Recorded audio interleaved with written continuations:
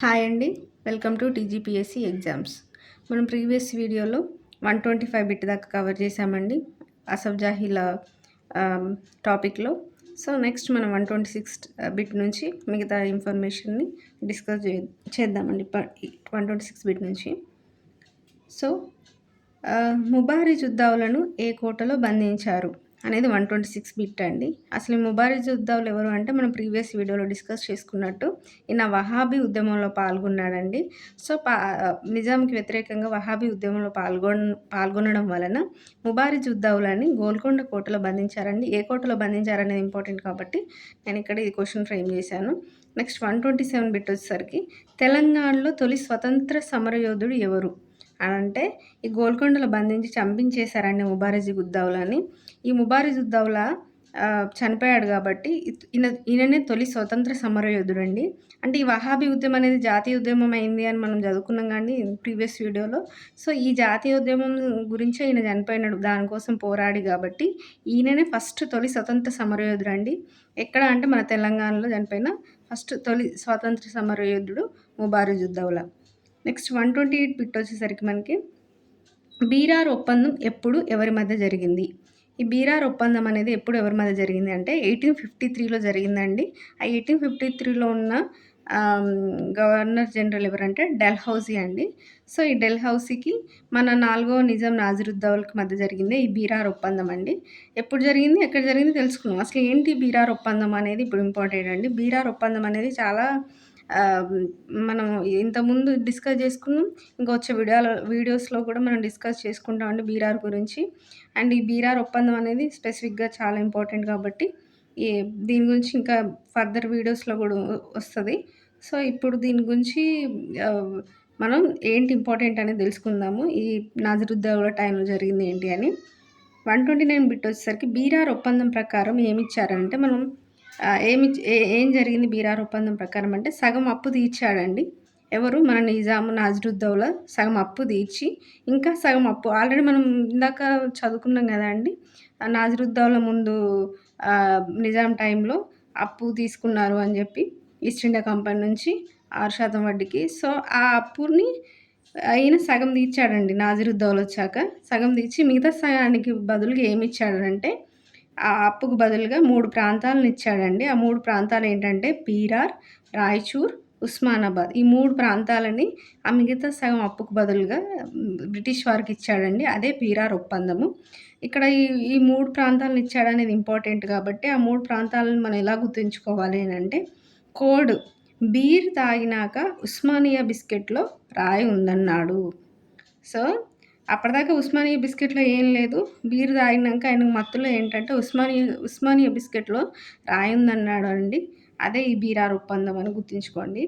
Beer అంటే బీరారు, Osmania biscuit అంటే ఇక్కడ ఉస్మానియా అంటే ఉస్మానాబాదు, రాయి ఉందన్నాడంటే రాయచూర్ అండి. సో, ఈ కోడు మీకు ఈజీగా అనిపిస్తే గుర్తుంచుకోండి. లేకపోతే మీ ఓన్ కోడ్ మీరే క్రియేట్ చేసుకోండి. సో, ఈ బీరార్ ఒప్పందం అనేది ఇంపార్టెంట్ అని నేను చాలా సార్లు చెప్తున్నాను కాబట్టి దీన్ని మన ఏ ప్రాంతాలను ఇచ్చాడు అనేది అందులో భాగమే కాబట్టి ఆ 3 ప్రాంతాలను మనము ఈ కోడ్‌తో గుర్తుంచుకుందామండి. నెక్స్ట్ వచ్చేసి 130 బిట్ అండి. 130 బిట్. బీరార్ ఒప్పంద సమయంలో దివాను బ్రిటిష్ రెసిడెంట్ ఎవరు? సో, ఈ బీరార్ ఒప్పందం ఇంపార్టెంట్ అయినప్పుడు ఆ టైంలో ఉన్న దివాన్ ఎవరు? బ్రిటిష్ రెసిడెంట్ ఎవరు అనంటే దివాన్ వచ్చేసరికి మనకు సిరాజ్ ఉల్ ముల్క్ అండి. బ్రిటిష్ రెసిడెంట్ వచ్చేసరికి కల్నల్ అండి. So, Dewan Siraj ul Mulk, British resident colonel. 131 బిట్ వచ్చేసరికి బీరార్ ఒప్పందంపై సంతకాలు చేసింది ఎవరు? సో, ఆ ఒప్పందంపై సంతకాలు చేసింది ఎవరు అంటే నిజాం గవర్నమెంట్ తరపున సిరాజుల్ ముల్క్ అండి. ఎందుకంటే సిరాజుల్ ముల్కే అప్పుడున్న దివాన్ కదండీ! సో, ఆయన సంతకం చేశాడు నిజాం గవర్నమెంట్ నుంచి. అండ్ బ్రిటిష్ గవర్నమెంట్ నుంచి చేసింది ఎవరంటే డెల్హౌసీ అండి. ఈ సిరాజుల్ ముల్క్ అండ్ డల్హౌసీ ఇద్దరు ఈ బీరార్ ఒప్పందం పైన సంతకం చేశారండి. నెక్స్ట్ 132 బిట్ వచ్చేసరికి బీరార్ ఒప్పందం ప్రకారం రసెల్ సైన్యాన్ని హైదరాబాద్ కంటింజెంట్‌గా మార్చి బ్రిటిష్ ఇండియా సైన్యానికి అనుబంధ దళంగా మార్చారు. ఇది వెరీ ఇంపార్టెంట్ అండి. ఎందుకనంటే ఆల్రెడీ మనం తీసుకున్న అప్పుకి ఒప్పందంలో భాగంగా సగం అప్పేమో తీర్చేసి మిగతా అప్పుకు బదులుగా మిగతా సగం అప్పుకు బదులుగా 3 ప్రాంతాలను ఇచ్చారు. అదే మనం బీరారు, ఉస్మానాబాదు, రాయచూర్ అని ఇందాక మనం కోడ్‌లో కూడా మనం నేర్చుకున్నామండి. ఆ మిగతా సగం అప్పుకు ఆ 3 ప్రాంతాలను ఇవ్వడమే కాకుండా ఇంకా మళ్ళీ ఆల్రెడీ మనకు హైదరాబాద్ రాజ్యంలో రసల్ సైన్యం ఉందని మనం చదువుకున్నాం గదా అండీ! ఆ రసల్ సైన్యాన్ని పేరు మార్చిండండి. హైదరాబాద్ కంటింజెంట్ అని పేరు మార్చి, దాన్ని ఏం చేశారంటే వీళ్ళు బ్రిటిష్ ఇండియా సైన్యానికి అనుబంధ దళంగా మార్చుకున్నారండి. అంటే అప్పటిదాకా రాజ్యంలో ఉన్న రసల్ సైన్యం, నిజాం కోసం పనిచేసిన రసల్ సైన్యం కాస్త ఇప్పుడేంటంటే బ్రిటిష్ ఇండియా సైన్యంగా మారిపోయిందండి. అంటే ఇప్పుడు ఇది మన నిజాం కంట్రోల్‌లో ఉండదు. ఇప్పుడు బ్రిటిష్ ఇండియా కంట్రోల్‌లోకి వచ్చిందనేది ఇంపార్టెంట్. అంటే వీళ్ళు ఈ ఒప్పందం ప్రకారము డబ్బులు తీసుకున్నారు. 3 ప్రాంతాలను పొందినారు. అంతే గాకుండా లాస్ట్‌కి ఈ రసల్ సైన్యాన్ని గూడా బ్రిటిష్ ఇండియా సైన్యానికి అనుబంధ దళంగా మార్చుకున్నారనేదే ఈ బిరార్ ఒప్పందం. సో ఇంత చేసేసరికి 133 బిట్‌లో ఏమైందంటే, ఈ ఒప్పందాన్ని అవమానంగా భావించి మరణించిందెవరు అంటే సిరాజుల్ ముల్క్ అండి. సో, బ అంటే ఇంత ఇన్ని తీసుకున్నారు అప్పుకు మించి అన్న ఒక అవమానంతోటి సిరాజుల్ ముల్క్ చనిపోయాడండి. ఈ సిరాజుల్ ముల్క్ అనే అతను మన దివాన్ అండి నిజాం రాజ్యంలో. సో, ఆయన ప్లేస్‌లో ఎవరు దివాన్‌గా చేరారు అనంటే, ఆయన మేనల్లుడే తురా బాలికన్ చేరాడండి. సో, ఈ బీరార్ ఒప్పందాన్ని అవమానంగా భావించి చనిపోయింది సిరాజుల్ ముల్క్ అయితే, ఆయన చనిపోయిన తర్వాత ఆయన ప్లేస్‌లో ఎవరు దివాన్‌గా చేరారు అంటే, ఆయన యొక్క మేనల్లుడు తురబ్ అలీ ఖాన్ అండి. ఈ పేర్లు గుర్తుంచుకోవాలండి తురబ్ అలీ ఖాన్ అని. నెక్స్ట్ 134 బిట్ వచ్చేసరికి మనకి ది రెబెలియన్ ఇన్ ఇండియా గ్రంథం ఎవరు రాశారు?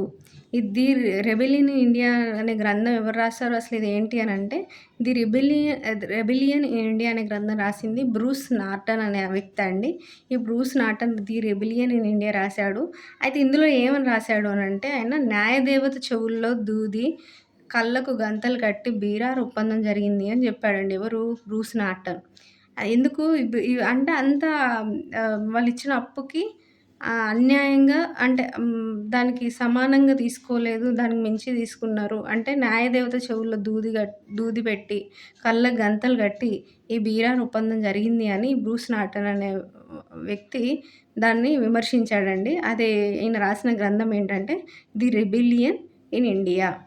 నెక్స్ట్ 135 బిట్ వచ్చేసరికి జమీందారుల తిరుగుబాట్లు. ఈ జమీ సో, ఇప్పుడు ఈయన టైంలోనే జమీందారుల తిరుగుబాట్లు గూడా జరిగినాయండి. ఎవరెవరు తిరుగుబాటు చేశారు, ఏ ప్రాంతం నుంచి అనేది ఇంపార్టెంట్. ఎవరు అంటే అమ్మపాలెం నుంచి వెంకట నరసింహారావు అనే జమీందారు తిరుగుబాటు చేశాడండి. చింతగిరి నుంచి కాప నరసింహారావు అనే జమీందారు తిరుగుబాటు చేశాడండి. మునగాల నుంచి మునగాల జగన్నాథరావు అనే జమీందారు తిరుగుబాటు చేశాడండి. సో, ఈ 3 ప్రాంతాల నుంచి ముగ్గురు జమీందారు తిరుగుబాట్లు చేశారనేది గుర్తుంచుకోవాలి. నెక్స్ట్ ఈ మీరు గుర్తుంచుకోవాల్సిందంటే ఈ 3 తిరుగుబాట్లని ఎవరు అణచివేశారు అనంటే హైదరాబాద్ కంటింజెంట్ అండి. హైదరాబాద్ కంటింజెంట్ అంటే ఏంటి? రసల్ సైన్యం గదండీ ముందు. ఆ రసల్ సైన్యాన్ని మనం హైదరాబాద్ కంటింజెంట్‌గా మార్చివేశారు వీళ్ళు. బీఆర్ ఒప్పందం ప్రకారం అని చదువుకున్నాం గదా! సో, ఎప్పుడైతే ఇది హైదరాబాద్ కంటింజెంట్‌గా మారిందో అది అప్పుడు బ్రిటిష్ ఇండియా సైన్యం అయిందండి. అంటే నిజాం కింద ఉన్న సైన్యం గాదు. నిజాం కంట్రోల్‌లో ఉన్న సైన్యం గాదు. సో, బ్రిటిష్ ఇండియా సైన్యం కిందకి అనుబంధంగా ఉంది గాబట్టి ఇప్పుడు మన నిజాం రాజ్యంలో జరిగిన ఈ తిరుగుబాట్లని ఈ హైదరాబాద్ కంటింజెంటే అణచివేసిందండి. నెక్స్ట్ 136 బిట్ వచ్చేసరికి 1829లో ఫకరియా మదర్సాను ఎవరు స్థాపించారు? ఈ ఫకరియా మదర్సాను ఏ సంవత్సరంలో స్థాపించారు అంటే 1829 అండి. ఎవరు స్థాపించారు అంటే షంషుల్ ఉమ్రా స్థాపించారు. 137 బిట్ వచ్చేసరికి 1834లో హైదరాబాద్‌లో మొట్టమొదటి పాఠశాల ఎవరు ఏంటి? ఎవరు స్థాపించారు? అది ఏ పాఠశాల అంటే సెయింట్ జార్జ్ గ్రామర్ స్కూల్ అండి. ఫస్ట్ హైదరాబాద్‌లోనే మొట్టమొదటి పాఠశాల. ఎవరు ప్రారంభించారంటే చర్చ్ ఆఫ్ ఇంగ్లాండ్ వారు ప్రారంభించారండి. ఏ స్కూల్ అంటే సెయింట్ జార్జ్ గ్రామర్ స్కూల్. ఇది హైదరాబాద్‌లోనే మొట్టమొదటి పాఠశాల. ఇది రిపీటెడ్‌గా అడిగే బిట్ కాబట్టి దీన్ని గుర్తుంచుకోవాలండి. ఇది ఏ ఇయర్‌లో స్థాపించారు అనంటే 1834లో అండి. 1834లో సెయింట్ జార్జ్ గ్రామర్ స్కూల్. ఎవరు స్థాపించారంటే చర్చ్ ఆఫ్ ఇంగ్లాండ్ వాళ్ళు. ఈ సెయింట్ జార్జ్ గ్రామర్ స్కూలే హైదరాబాద్‌లో మొట్టమొదటి పాఠశాల. నెక్స్ట్ 138 బిట్ వచ్చేసరికి 1834లో ట్రాన్స్లేషన్ బ్యూరో ప్రెస్‌ని వీళ్ళు ప్రారంభించారండి. అదే సేమ్ ఇయర్‌లోనే ఈ ఫస్ట్ పాఠశాల స్టార్ట్ అయిన ఇయర్‌లోనే ట్రాన్స్లేషన్ బ్యూరో ప్రెస్‌ని కూడా మనకిక్కడ స్థాపించారండి. అసలు ట్రాన్స్లేషన్ బ్యూరో ప్రెస్ ఏం చేస్తుంది అనంటే వైద్య, ఇంజనీరింగ్ శాస్త్ర గ్రంథాల ముద్రణ చేసిందండి. అంటే మనకు గ్రంథాల ముద్ర ఇప్పుడు ఎడ్యుకేషన్ ఉండాలంటే చదువుకోవడానికి బుక్సు, శాస్త్రీయపరమైన గ్రంథాలు గూడా ఉండాలి గదండీ! వాటిని ముద్రించడానికి ఈ ట్రాన్స్‌లేషన్ బ్యూరో ప్రెస్‌లు అనేది స్థాపించారండి సేమ్ అదే ఇయర్‌లో. నెక్స్ట్ 139 బిట్ వచ్చేసరికి మూసీ నదిపై చాదర్‌ఘట్ వంతెన ఎప్పుడు నిర్మించారు అంటే 1839 అండి. సో, ఈ చాదర్‌ఘట్ వంతెన మూసీ నదిపై ఉందండి. ఎప్పుడు దీన్ని ప్రారంభించారు, స్థాపించారు అంటే 1839లో అండి. నెక్స్ట్ 140 బిట్ వచ్చేసరికి హైదరాబాద్ మెడికల్ స్కూల్ స్థాపన ఎప్పుడు జరిగింది? సో, ఇందాకనేమో అండి మామూలు పాఠశాల అండి ఇది. ఇదేమో మెడికల్ స్కూల్ అండి. మెడికల్‌కి సంబంధించిన స్కూలు. ఇదే హైదరాబాద్ మెడికల్ స్కూలు. ఏ ఇయర్‌లో స్థాపించారంటే 1846 అండి. ఎవరు స్థాపించారంటే మెక్‌లీన్ అనే వ్యక్తి స్థాపించాడండి. స్థాపించింది 46 స్థాపించింది ఎవరంటే మెక్‌లీన్ అండి. సాధారణ పాఠశాల ప్రారంభించింది 1834 మెడికల్ స్కూల్ స్థాపించింది 46 అంటే ఆల్మోస్ట్ ఒక ఆహ్ 10, 12 ఇయర్స్ తర్వాత మనకు మెడికల్ స్కూల్ స్థాపించబడిందండి. అప్పుడు మెక్‌లీన్ అనే వ్యక్తి 1846లో స్థాపించాడు. నెక్స్ట్ 141 బిట్ వచ్చేసరికి ఏ సంవత్సరంలో నాసిరుద్దౌలా ఉరిశిక్షను రద్దు చేశాడు? సో, ఈయన మెట్‌కాఫ్ చేసిన సంస్కరణలు రద్దు చేయడమే కాదండి, ఈయన కొన్ని మంచి పనులు కూడా చేశాడు నాసిరుద్దౌలా. ఏంటి అంటే ఉరిశిక్షను రద్దు చేశాడండి. ఏ సంవత్సరం అంటే 1846లోనే రద్దు చేశాడు. అండ్ 142 బిట్ వచ్చేసరికి ఏ సంవత్సరంలో హైదరాబాద్ సంస్థానంలో సతీ సహగమన నిషేధం జరిగింది? సో, ఉరిశిక్షను రద్దు చేసింది 46 అయితే నెక్స్ట్ 2 ఇయర్స్ తర్వాత 1848లో సతీ సహగమనం గూడా మనకి రద్దు చేశాడండి. సతీ సహగమనం అంటే మనకు తెలుసు. భర్త చనిపోయిన స్త్రీని భర్త చితితో పాటు ఈ ఈళ్ళ భార్యను గూడా ఆ చనిపోయిన వ్యక్తి యొక్క భార్యను గూడా కాల్చేసేవాళ్ళండి మంటల్లో. సో, దాన్ని సతీసహగమనం అంటారు. ఆ సతీసహగమనం అనే దురాచారాన్ని ఏ ఇయర్‌లో రద్దు చేశారంటే 1848 అండి. ఎవరు రద్దు చేశారంటే నాసిరుద్దౌలా అండి. ఉరిశిక్షను గూడా ఎవరు రద్దు చేశారంటే నాసిరుద్దౌలా అండి. నెక్స్ట్ 143 బిట్ వచ్చేసరికి సికింద్రాబాద్‌లో కింగ్ ఎడ్వర్డ్ మెమోరియల్ హాస్పిటల్ ఎవరు స్థాపించారు? ఈ కింగ్ ఎడ్వర్డ్ మెమోరియల్ హాస్పిటల్ అనేది ఇప్పుడు ప్రెజెంట్ ఉన్న గాంధీ హాస్పిటల్ అండి. దీన్ని అప్పుడు నాసిరుద్దౌలా టైంలో కింగ్ ఎడ్వర్డ్ మెమోరియల్ హాస్పిటల్ అని పిలిచేవాళ్ళు. ఇది ఏ సంవత్సరంలో దీన్ని స్థాపించారు అంటే 1854 అండి. నెక్స్ట్ 144 బిట్ వచ్చేసరికి మొదటి పారిశ్రామిక ప్రదర్శన హైదరాబాద్‌లో ఎప్పుడు జరిగింది అంటే 1856 అంటే ఇండస్ట్రియల్ ప్రొడక్ట్స్ యొక్క ప్రదర్శన ఎప్పుడు జరిగింది హైదరాబాద్‌లో అంటే 1856లో జరిగిందండి. ఎవరు అంటే స్మిత్ చేశాడండి. నెక్స్ట్ 145 బిట్ వచ్చేసరికి కర్నూలు అహోబిల క్షేత్రాన్ని పునరుద్ధరించినది ఎవరు? అంటే ఇప్పుడు అహోబిల క్షేత్రం కర్నూలులో ఉంది గదండీ! దాన్ని పునరుద్ధరించారండి ఈయన టైంలో.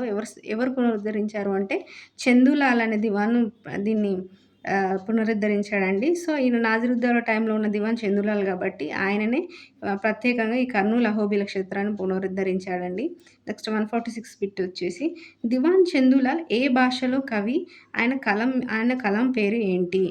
సో, ఇది ఇంపార్టెంట్ అండి. ఇప్పుడు ఈ నాసిరుద్దౌలా టైంలో ఉన్న ఈ చందూలాల్ అనే దివాను ఈయన సొంతంగా ఒక కవి అండి. ఆయనకు ఒక కలం పేరుంది. అది ఏంటి అనంటే ఈయన కలం పేరొచ్చేసరికి సదన్ అండి. కలం పేరు. ఈయన ఏ భాషలో కవి అనంటే 2 భాషలొచ్చండి ఆయనకు. 2 భాషల్లో కవి అండి. Persian plus Urdu. ఇవి రెండే గదండీ అప్పటికి అధికార భాషలుగా ఉంది. సో, ఆహ్, అంటే ఉర్దూ 1884 నుంచి అధికార భాష. కానీ అప్పటికే ఈ పర్షియన్, ఉర్దూ ఈ రెండిట్లో చందూలాల్ కవి అండి. ఈ 2 భాషల్లో ఆయన కవి. ఆయన కలం పేరు సదన్.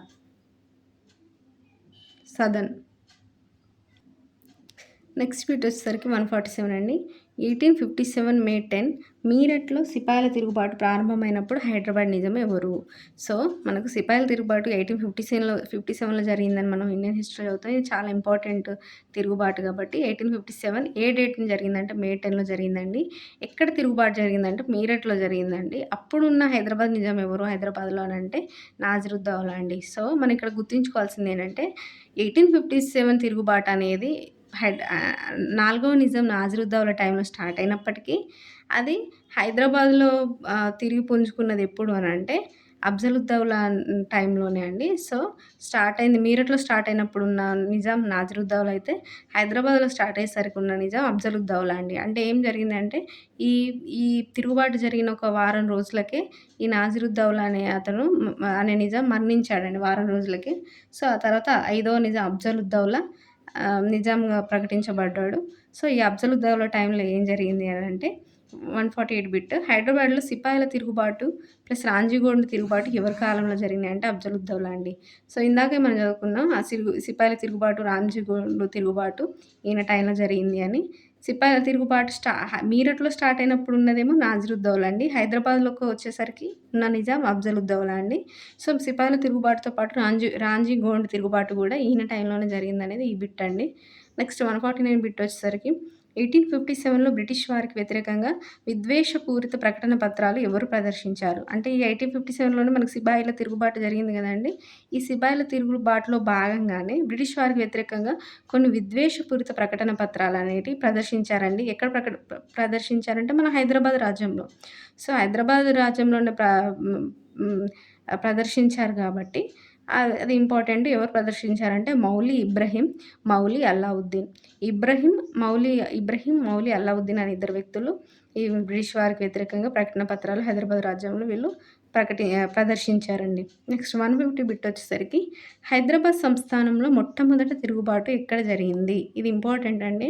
సో, హైదరాబాద్ సంస్థానం అంటే చాలా పెద్దది గదండీ! ఇప్పుడున్న ప్రెజెంట్ తెలంగాణ గాదు. సో, మహారాష్ట్రలోని కొన్ని ప్రాంతాలు, కర్ణాటకలోని కొన్ని ప్రాంతాలు ప్లస్ తెలంగాణ కలుపుకొని మనం అప్పుడు హైదరాబాద్ సంస్థానం హైదరాబాద్ సంస్థానంగా ఉండేదండి. సో, ఇంత పెద్ద హైదరాబాద్ సంస్థానంలో ఫస్ట్ ఈ 1857 తిరుగుబాటు ఎక్కడ జరిగింది అంటే ఔరంగాబాద్ అండి. సో, ఇది ఇక్కడికి 150 బిట్స్ మనం కవర్ చేసాము. నెక్స్ట్ దీని కంటిన్యూషన్ అనేది నెక్స్ట్ వీడియోలో మనము కంటిన్యూ చేద్దామండి. సో, ఇక్కడికి ఈ వీడియో క్లోజ్ చేద్దాం. Thank you.